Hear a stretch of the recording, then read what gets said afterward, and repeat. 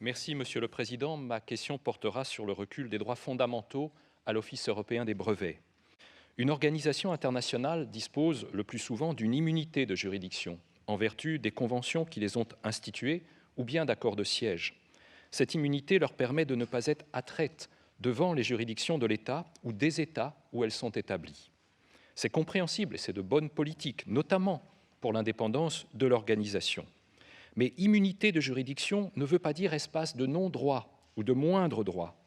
Ainsi, l'agent d'une organisation internationale, et il y en a des dizaines de milliers sur notre continent, à commencer par ici, au Conseil de l'Europe, ne peut être privé de son droit d'être entendu par un tribunal, conformément au paragraphe 1 de l'article 6 de la Convention européenne des droits de l'homme. De même, et cette fois en vertu de l'article 11 de la Convention, le droit à une action collective doit être garanti. Cela inclut le droit pour une organisation syndicale représentant les agents de l'organisation d'être entendus également par un tribunal. L'on doit pouvoir se défendre individuellement et collectivement.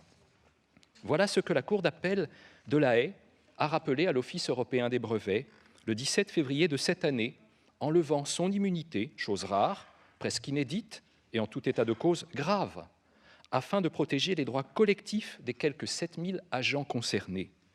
Il ne saurait être question, en effet, que des politiques en rupture avec les droits fondamentaux consacrés par la Convention européenne des droits de l'homme et la Charte sociale européenne se développent à l'abri d'une immunité de juridiction. Restreindre le droit d'association, réduire le droit de grève, empêcher la négociation collective, priver une organisation de tout recours juridictionnel et ne pas exécuter une décision de justice, ce qui est malheureusement le cas concernant ce jugement du 17 février, sont des développements profondément inacceptables. Je saisis l'occasion de ce débat libre pour l'affirmer, à notre Assemblée bien sûr, mais par-delà, au Comité des ministres, où sont représentés nos 47 États membres, dont 38 appartiennent aussi à l'Office européen des brevets. Il y a 2 ans, l'Assemblée parlementaire du Conseil de l'Europe avait approuvé le rapport de notre collègue José María Benito sur les obligations des organisations internationales de répondre de leurs actes en cas de violation des droits de l'homme.